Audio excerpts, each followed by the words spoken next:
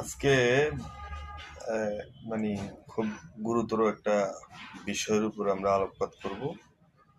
সেটা হলো যে অনেকেই অনেক সময় বুকের ব্যথা বা শরীর গাম গাম হওয়া, অস্থিরতা, তীব্র ব্যথার কারণে যেমন খুব মানে বদমেজাজি বা বিভিন্ন ধরনের ব্রেন ডিসঅর্ডার দেখা দেয়। এখন বুকের ব্যথা তো অনেক কারণে হয়।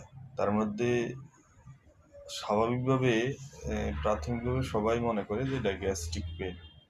তো গ্যাস্ট্রিক পেন নাকি হার্ট পেন না অন্য কোনো কারণ, এই সমস্ত উপসর্গগুলা প্রায় কাছাকাছি হওয়ার কারণে অনেক রোগী সেটা শনাক্ত করতে ব্যর্থ হয়।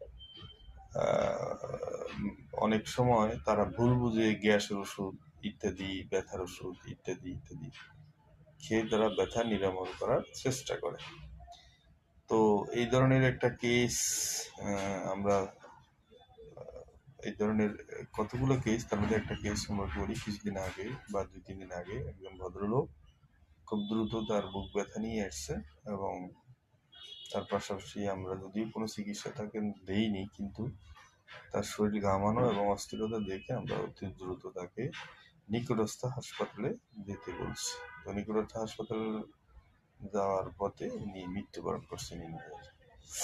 এখন এগুলো আপনার গ্যাস্ট্রিকের পেইন যদি হয়, সেই ক্ষেত্রে পেটে অ্যাবডোমিনাল গ্যাস বা উদ্গরণ হবে, ঢেকু আসবে, কিন্তু গাম হবে না।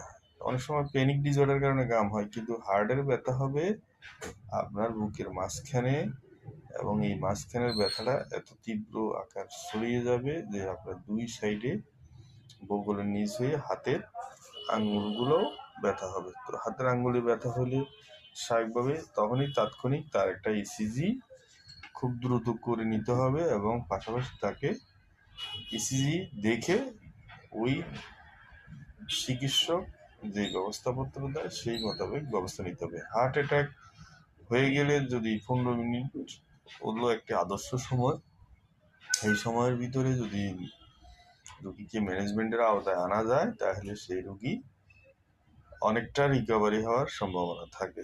কিন্তু 15 মিনিট পরে সম্ভাবনাটা অনেকটা কমে যায়। সেই ক্ষেত্রে আমরা বুকের ব্যথাকে গ্যাস্ট্রিকের ব্যথা মনে না করে অতি দ্রুত একজন চিকিৎসকের কাছে আমরা শরণাপন্ন হব, এবং কার্ডিওলজিস্ট যদি পাই ভালো, নতুবা প্রাথমিক যে এমবিবিএস বা মেডিসিন বিশেষজ্ঞ